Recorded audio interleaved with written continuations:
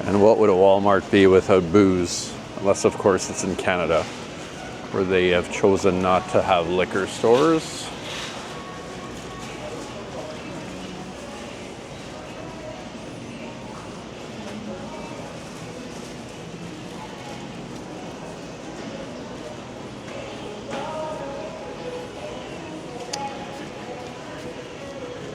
My name is Patrick. Recently I retired after 26 years as a police officer and sold everything I owned. Now it's time for something different. A journey of healing and inspiration. I'm setting out to ride my motorcycle around the world, searching for beauty, connection, and the freedom of the open road. This is my life now. This is Adventures Without Borders. Alright, it's just about 11:30. I'm a lot done this morning, so I got the luggage bracket fixed on the bike.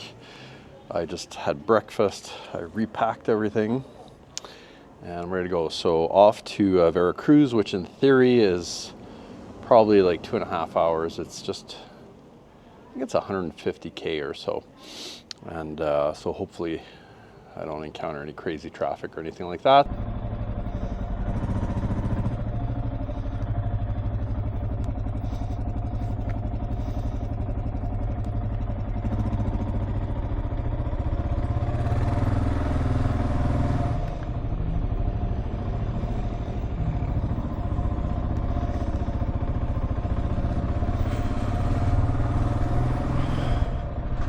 Okay, on the bike and I'm off. I'm gonna head for that town square. Get a look at that. I just kind of drove by it earlier, so I didn't really have a look at what was actually there.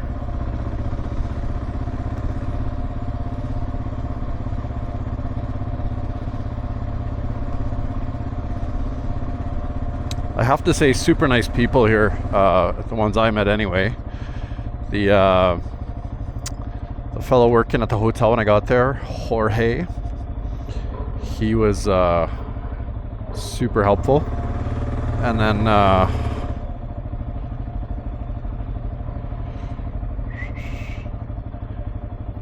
the guy doing the welding for me, Antonio, what a nice guy.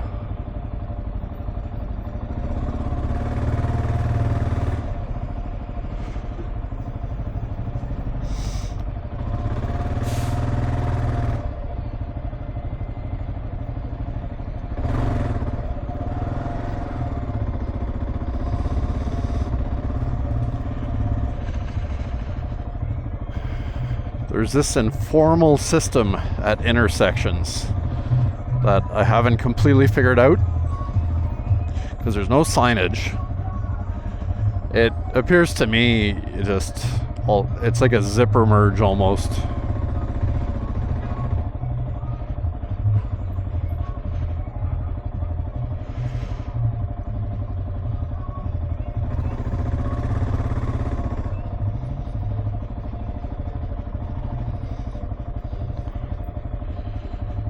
Busy Friday.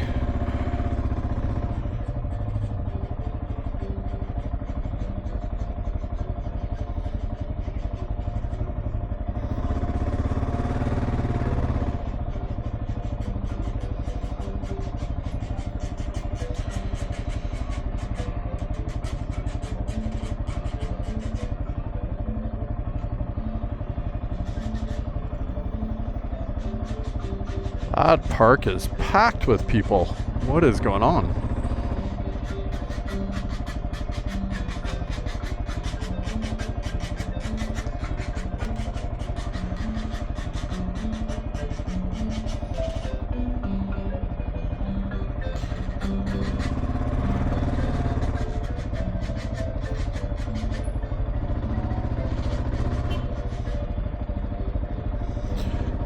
Not inclined to get in line with traffic here, but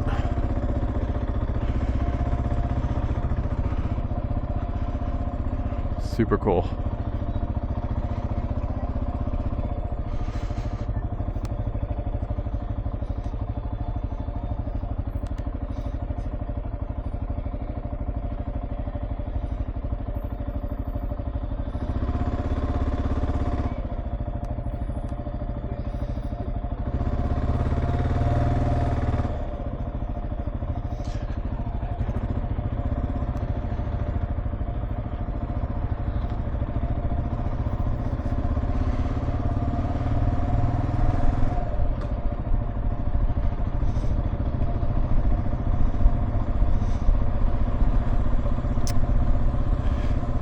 I definitely didn't spend enough time here.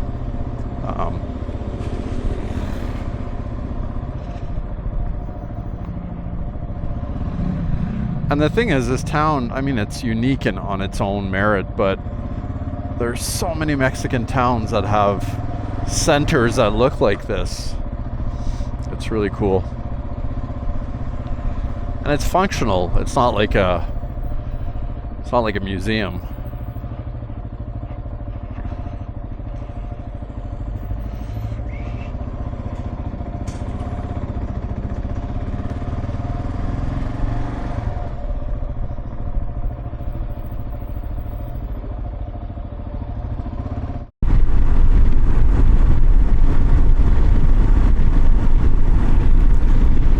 One way to save on labor costs. Look at those guys.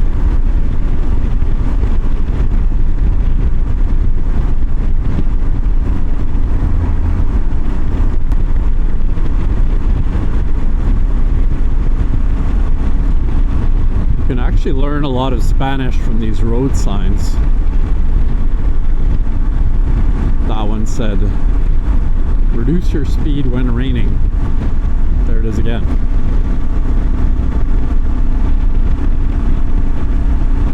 Con lluvia, reducir la velocidad. I know my accent's way off. So here's a debate for you. The double L. So in the word for full, for example, L-L-E-N-O. Would you... And I think both are acceptable, and I think it's a regionalism, but is it lleno or lleno? If you know, let me know.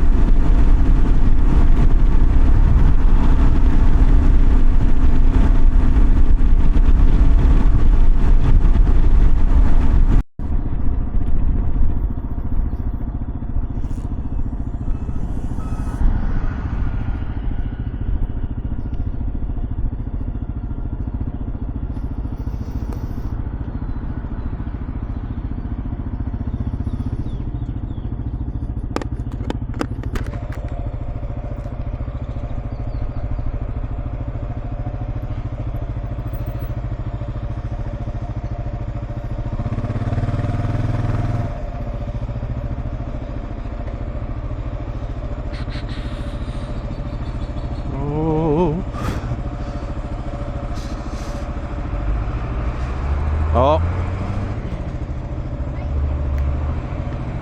Gracias.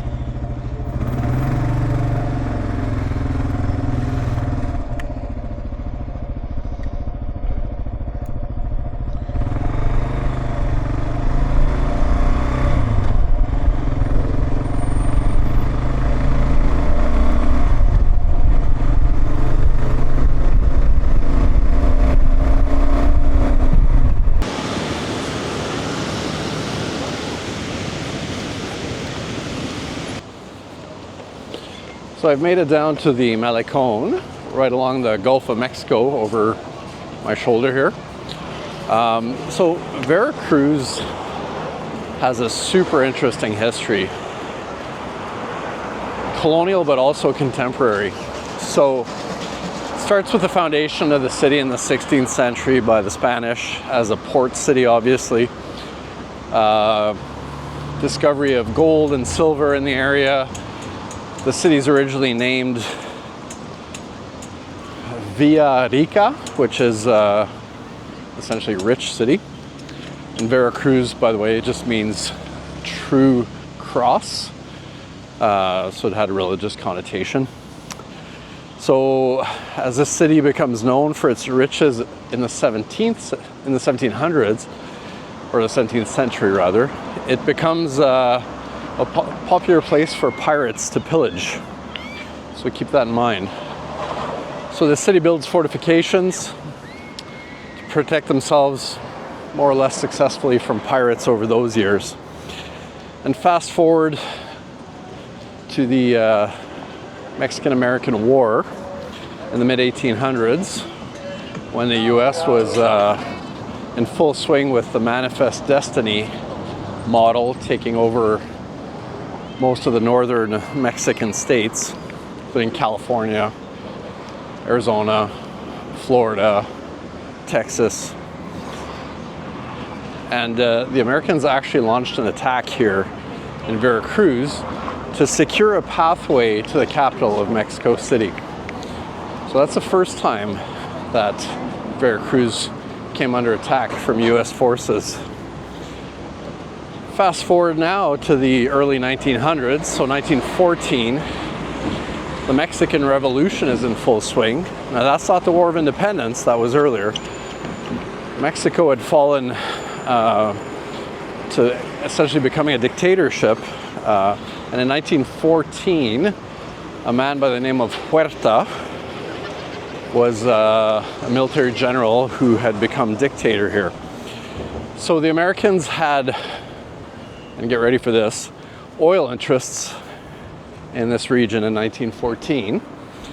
And in order to protect those interests during that Mexican Revolution, had stationed warships off the coast of Veracruz. And other countries had warships here as well. The Brits did, and I believe the Germans at the time, because remember, this was just before World War I as well. So there was a lot happening in the world. So at one point, the Americans are running short of fuel and coal for their vessels, and they had made a deal with a German guy, private guy who lived here in Veracruz, to resupply, and they sent a small boat with 8 sailors to shore. That was in Veracruz, sorry. That was up in Tampico, but it became important to Veracruz. So they sent these 8 guys ashore to Tampico, which is just north of here along the same coastline. Flying American flag with that small vessel. They were unarmed and eventually surrounded by Mexican soldiers and taken into custody. Now this was evidently done in error, because the Mexican general, as soon as he found out, ordered the release of all those sailors and apologized to the captain or the admiral of the vessel from which they came. And they were released within approximately an hour. The officer in charge of the vessel, we'll just call him the admiral, demanded a formal apology. He demanded that the US flag be hoisted in a prominent spot on the Mexican shoreline. He demanded a full military salute to the US flag and a 21-gun salute.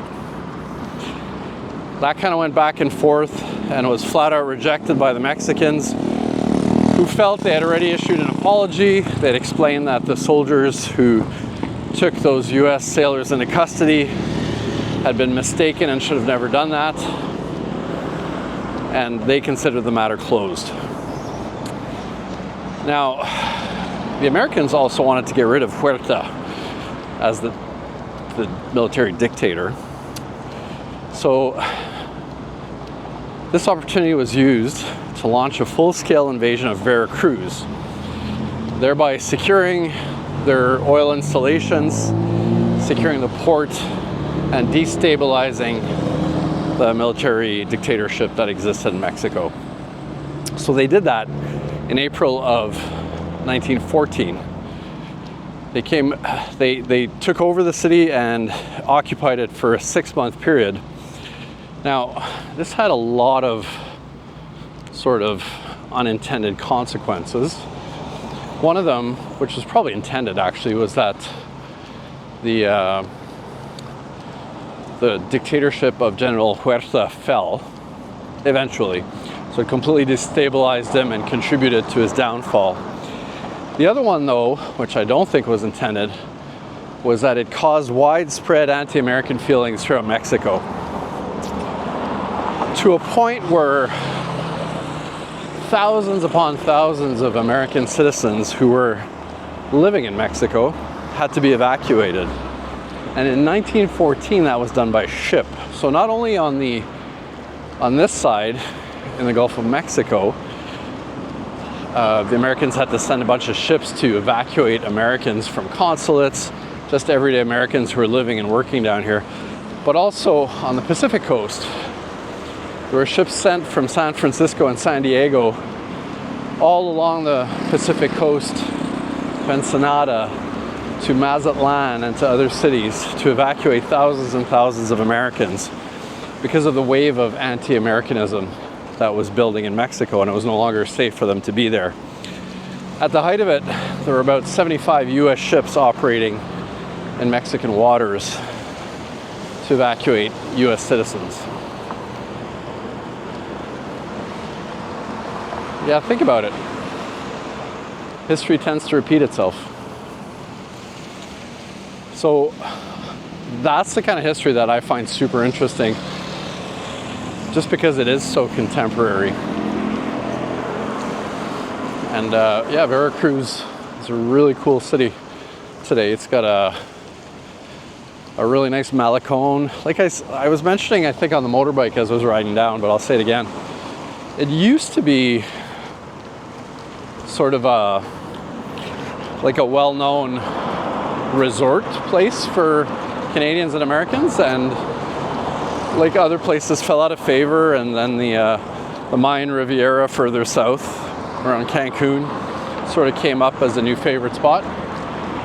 So this sort of has a little bit of the feel of a town whose glory days are behind it, but nonetheless it's still a pretty nice place to be.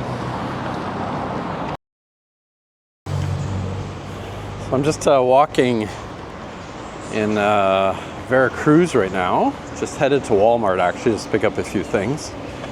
And lo and behold, came across this. So for most of my Canadian friends, you will recognize Boston Pizza. And what is it called here? Boston's Pizza, and I think it's called the same thing with the few US locations that they have. It's very hot here, by the way.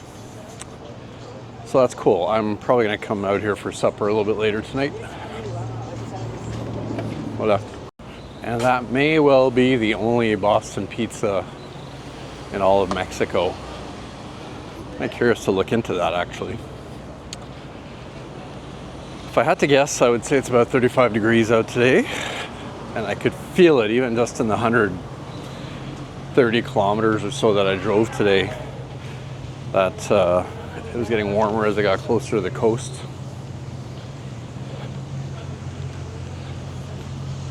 It's all right. It's a little humid, it's sticky, but it's still a nice feeling. All right, so I'm gonna find the Walmart, which is right across the street here. And I'll see, maybe I'll even take a few videos inside the Walmart. Not that it's super different, but there are some differences with other Walmarts in the US or Canada, which I always find kind of interesting. And what would a Walmart be without booze? Unless, of course, it's in Canada, where they have chosen not to have liquor stores.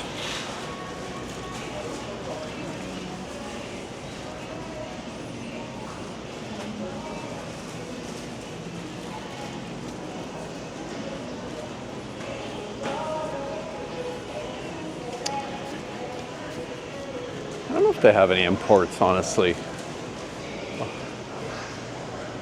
I'm seeing mostly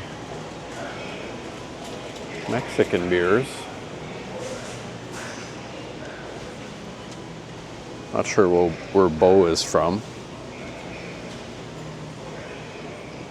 Oh yeah, I'm seeing like Amstel.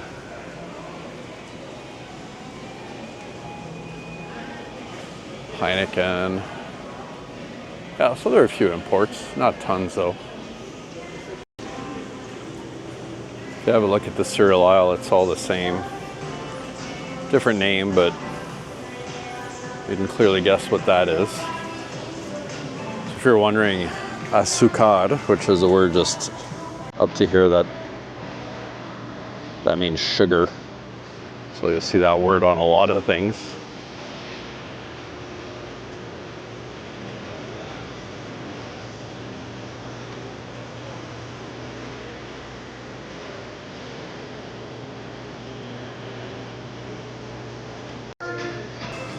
They have a really nice selection of like milk alternatives, which is nice.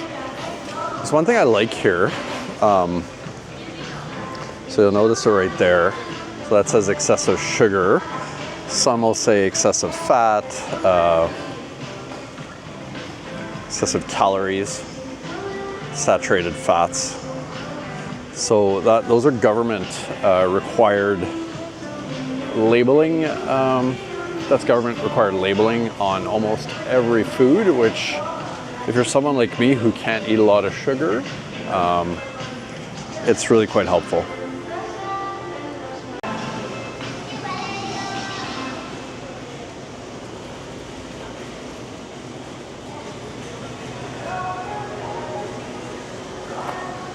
They have a lot of their own local brands, I would call it, but a lot of the international brands are here as well. Obviously, their produce is going to be way better than what we have in Canada. And just like Europe, eggs are not refrigerated here, which is actually totally safe in case you weren't aware. It just has to do with, there's something we wash off the egg, I'm not 100% sure, that causes us to have to refrigerate them. But most of Europe, down here in Mexico, they don't refrigerate their eggs. So as you come out of sporting goods, I think this is my favorite part, is you come to the motorbikes. And I've seen way bigger selections in Walmarts. So let's look at it. Do they have a 250? They have a 200 at the end here. So that's kind of the biggest one they have. And it is worth 32, it's on sale, 32,000 pesos. So 13,000 pesos is $1,000, so it's less, it's about 2,500 Canadian dollars. I mean, the color scheme on this one is not great, but some of them are kind of, these little Honda knockoffs are kind of neat too. You can get a moped or a scooter.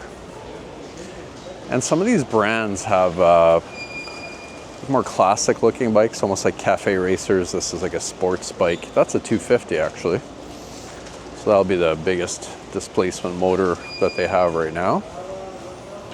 And it is 54,000 pesos, or sorry, 44,000. So that's just over $3,000 Canadian. So you could walk out of Walmart, put that on your credit card, walk out of here with a brand new motorcycle. So that was the Walmart experience here in Veracruz. So for 188 pesos, which is about $15, I got 2 hydration drinks, some snacks that are kind of low sugar, a couple of microfiber towels to clean my bike, and a bottle of cleaning solution for my face shield on my helmet. I think that's it. So that's not too bad. What I didn't film is the security guards at the entrance with carbines, or what a lot of people would call automatic weapons. I don't know if they're automatic or not, but it could be. So wasn't really keen on filming that. They're private security, but whatever. It's still kind of disrespectful. So, but yeah, it's just part of everyday life. Nobody's really paying attention to them. Just like the military and everything else here, it's just life, and whether it's overkill or not, I don't know, but nobody's worried about it, so I'm not either. So it's around 5 o'clock. I think I'm gonna grab something to eat. So it turns out there are in fact 22 Boston's Pizza locations in Mexico, which is phenomenal. I had no idea. This is the only one I've ever seen. So for those of you who don't know, Boston Pizza is a Canadian franchise that was started by a guy named Jim Treliving. And Jim was he was an RCMP, a Royal Canadian Mounted Police officer turned entrepreneur. So early on in his career, he he bought his first restaurant, which became Boston Pizza. Gracias. Sí, gracias. Yeah, so there are over 400 in Canada, about 50 in the US, and 22 in Mexico. So Jim Treliving, interestingly enough, was also on a show called Dragon's Den, which was based on a British show by the same name, and it's the same premise as Shark Tank. I think Shark Tank might have been inspired by the British show. So he was one of the millionaires on the panel, handing out money to investors. Gracias. So yeah, I just ordered a small pasta bowl, and can't even remember what it was. Oh, the mamamita, which is, these are things that I can't say with a Spanish accent, so I get funny looks, but so it goes.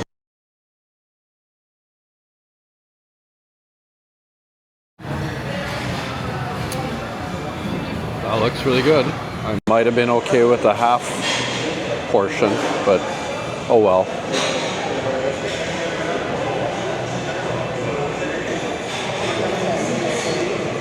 I was also going to mention that all the staff on their uniforms, and I can't remember if the staff in Canada have the same, but big red maple leaf, which is also kind of cool for me to see here in Mexico. And the decor as you walk in depicts like grain elevators and stuff like that from back home. So kind of nice, kind of a nice nod. I never did make it to a Tim Hortons in Mexico City or anywhere else for that matter. That would have been interesting to see as well. I don't know that I'll find any in my remaining time here in Mexico as I head towards the Yucatan Peninsula. I don't know. Are there Tim Hortons in Cancun? Does anybody know? All right, well, I'll try this. Being that everything else is the same, I'm sure this will taste just as good. Oh yeah, it's really good. Awesome. It's funny, on the menu it states that the drinks are refillable. But there's also a disclaimer that says if you're caught sharing one drink amongst several people, that they reserve the right to cancel your refillable status. I assume that's a problem, otherwise it wouldn't have been on there.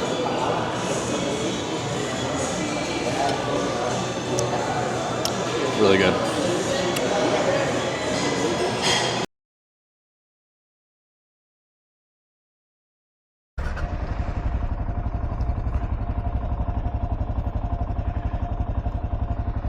All right, so breakfast done. In case you're wondering, they have a very similar menu at McDonald's to the US and Canada in terms of the McMuffin sandwiches and stuff, but they also have like these more Mexican breakfasts. So you know how you can get the platters with the hot cakes and stuff, or scrambled eggs at McDonald's? They got that, but with a Mexican flavor. So not that I'm a big McDonald's eater anymore, but on the road it is practical sometimes if you do it in moderation. And it's kind of fun to see internationally what's on the menu. It seems that every region puts a little twist on it. There's my Boston pizza from yesterday.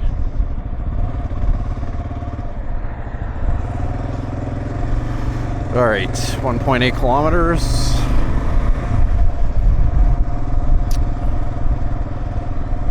So where am I going? I'm going to a city called Minatitlan, which is 290-ish kilometers. It's still in the state of Veracruz, so it's a pretty big state. And Minatitlan is it's an industrial town, but distance-wise, it was handy for what I'm doing. So it's essentially going to be just a hotel stop, maybe a little bit of strolling around.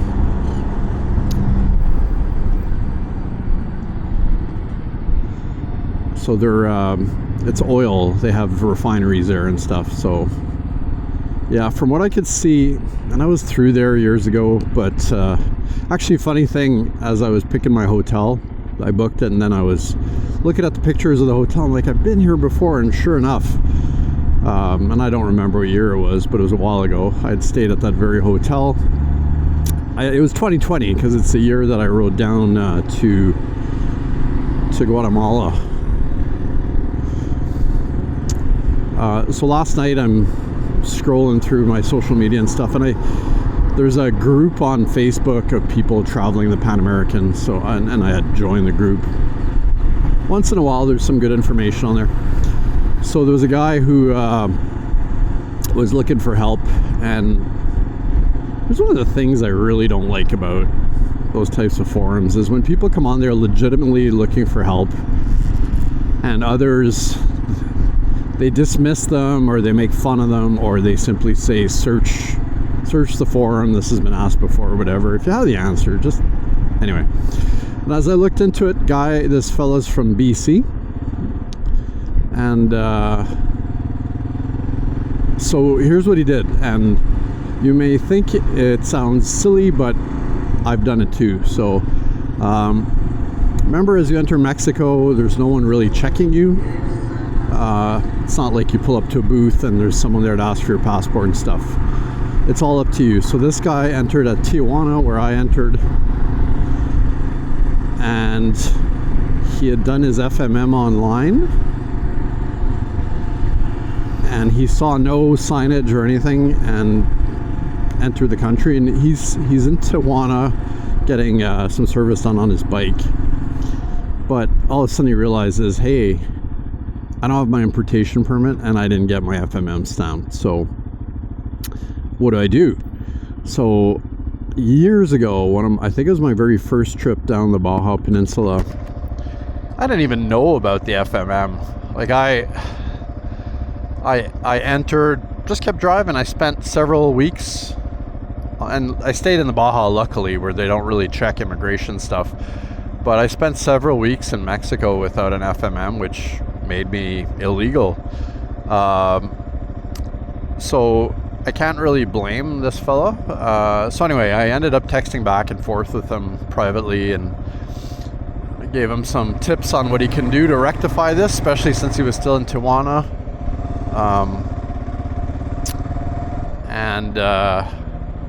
If timing works out, we might actually meet somewhere down the road here. So that's kind of neat. It's also neat to follow someone else who's doing more or less the same thing as you.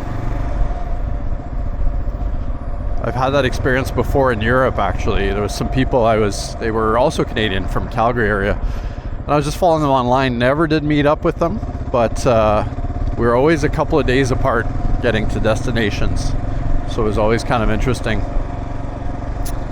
Then I also ended up texting. I was doing a lot of texting last night with a young Mountie, so an RCMP police officer from Manitoba, or stationed in Manitoba, who I think he's got a young family and stuff, but he's got this dream somewhere inside him. So I thank him for following me. And you know what he did? So on my webpage, which is ventureswithoutborders.info, I set up a donation page, which I guess it's something people do. I don't have any real expectations, but you know, I am collecting a pension, but this is an expensive proposition. So anyway, this young fellow ended up donating $50, and I'm so thankful. And you know, there's always expenses that come up, whether it be repairs or whatever. So very kind, and I'm thankful. But on that webpage, you'll find my bio, description of the bike and my gear. You'll also find a live map, because these videos, as you're watching them, are several weeks behind. Just logistically, I mean, I'd have to edit a video every night to be up to date, and there's no way I can do that. And there's no way you want me to post a video every day. So I'm keeping it to every Sunday with the odd Wednesday bonus one in there. But yeah, so if you want to visit that website, it also has the links to all my other social media on there. And at some point down the road, you know, if I pick up enough followers, I was thinking about maybe getting some merch, whether it be t-shirts or whatever. I think that'd be cool. Anyway, so that's it. So I'm just trying to get out of Veracruz here. I was about to say Puerto Vallarta, wrong coast. Just trying to get out of Veracruz, and then I'm estimating 4 to 5 hours of travel time, including breaks. And then I'll be at my stop. Catch you later.